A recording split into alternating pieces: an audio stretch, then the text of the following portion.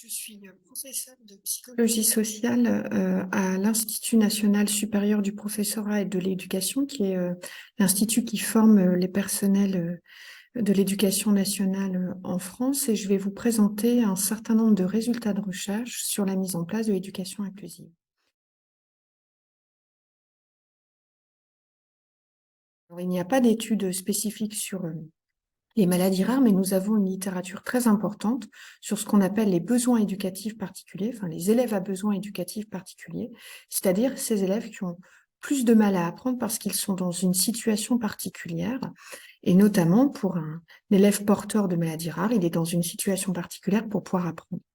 Alors, il y a un certain nombre de méta-analyses qui ont été réalisées. Les méta-analyses, c'est des chercheurs qui vont reprendre la littérature internationale, donc publiée dans différents pays, et qui va regarder un peu quels sont les résultats qui ressortent des différentes études. Et donc, nous avons une étude sur les effets de la scolarisation ordinaire, donc de l'inclusion des élèves à besoins éducatifs particuliers, qui a été réalisée par Rui Chepisma en 2009.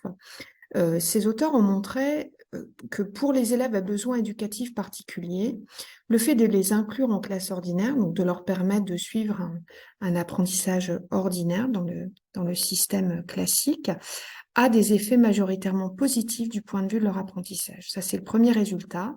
Le second résultat, si on s'intéresse aux compétences psychosociales et notamment, par exemple, au sentiment de compétence, à la manière dont ils vont se percevoir, les résultats ne sont pas très clairs. La littérature n'est pas unanime de ce point de vue-là. On a pu montrer, en fait, une situation un peu particulière.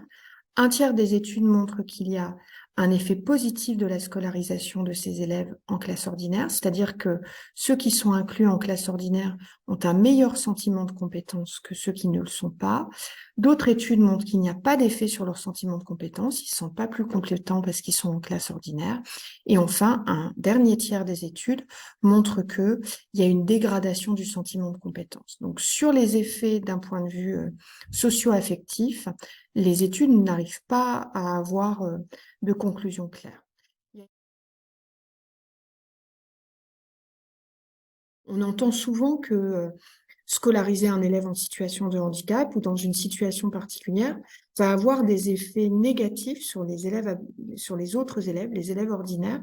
En fait, la littérature que majoritairement, dans la majorité des études, nous n'avons pas d'effet de cette inclusion. Ça veut dire que il n'y a pas de conséquences négatives de la scolarisation ordinaire des élèves à besoins éducatifs particuliers. En d'autres termes, scolariser un élève qui est atteint d'une maladie rare dans une classe ordinaire ne perturbe pas l'apprentissage des élèves ordinaires. Alors, je vais vous présenter des résultats sans forcément vous donner les auteurs, mais on pourra vous donner les auteurs par ailleurs.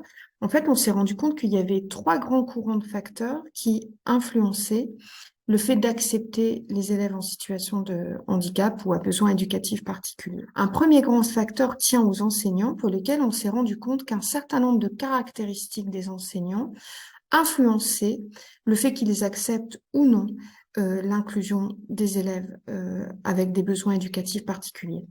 Par exemple, on a pu montrer que les enseignants qui ont un bon sentiment de compétence, qui pensent être compétents dans leur métier, sont plus favorables envers l'inclusion que ceux qui ont un sentiment de compétence dégradé.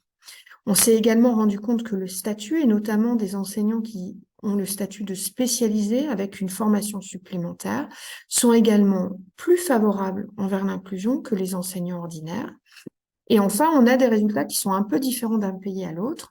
Dans certains pays, on a pu montrer que les enseignantes, c'est-à-dire les femmes enseignantes, étaient plus favorables envers l'inclusion que les enseignants de sexe masculin. Ça n'est pas le cas en France. Et le dernier élément, c'est qu'on a pu montrer dans certains pays que l'ancienneté des enseignants améliorait leur acceptation de l'éducation inclusive, alors que dans d'autres pays, et c'est le cas de la France parce que ça s'est mis en place plus tardivement, les enseignants les plus anciens sont moins favorables envers l'inclusion que les jeunes enseignants. Donc ça, c'est le premier facteur qui joue du point de vue de l'acceptation de l'éducation inclusive. Le second facteur tient au contexte pour lequel on a pu montrer dans des comparaisons internationales que l'acceptation de l'éducation inclusive est différente d'un pays à l'autre et tient à la date de mise en place de l'éducation inclusive. Les pays qui ont mis en place l'éducation inclusive depuis plus longtemps sont plus favorables enfin les enseignants sont plus favorables envers sa mise en place que ceux pour lesquels la mise en place est plus récente. Et puis enfin, on a d'autres facteurs tels que les pratiques dans les écoles ou dans les établissements. Au plus les équipes sont orientées vers l'éducation inclusive, au plus le groupe est favorable. Et on a un dernier facteur sur le contexte qui joue au soutien perçu. Si les enseignants se sentent soutenus par leur hiérarchie, ils seront plus favorables envers l'éducation inclusive que s'ils ne se sentent pas euh, soutenu. Le dernier facteur qui a été montré dans la littérature est un facteur qui tient aux élèves.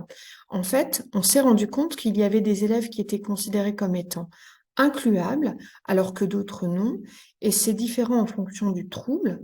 Par exemple, chez les enseignants, les élèves qui ont des troubles moteurs sont perçus comme étant incluables sans problème, ce qui est beaucoup moins le cas pour des élèves qui vont avoir des difficultés comportementales ou des troubles du comportement.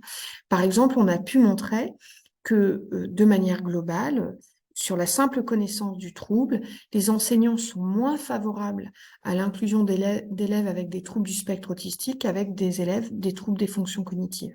Je vais vous le dire autrement. En fait, dès qu'un élève a des difficultés comportementales, ils sont considérés comme étant peu incluables dans le cadre ordinaire. Il y a d'autres éléments qui jouent, comme l'ampleur des adaptations nécessaires pour scolariser les élèves à besoins éducatifs particuliers. Alors en fait, ce dernier résultat, il est un peu problématique parce qu'en fait, on s'est rendu compte que plutôt que de raisonner sur l'individu et de voir comment on pouvait aménager les conditions d'apprentissage pour les élèves, on a plutôt tendance à raisonner en fait sur les stéréotypes. Et une des difficultés qu'on peut avoir par rapport aux maladies rares, c'est que comme les personnes ne connaissent pas ces maladies, ils peuvent avoir le sentiment que les aménagements nécessaires pour scolariser cet élève seront très importants et empêcheront la mise en place, empêcheront la scolarisation ordinaire.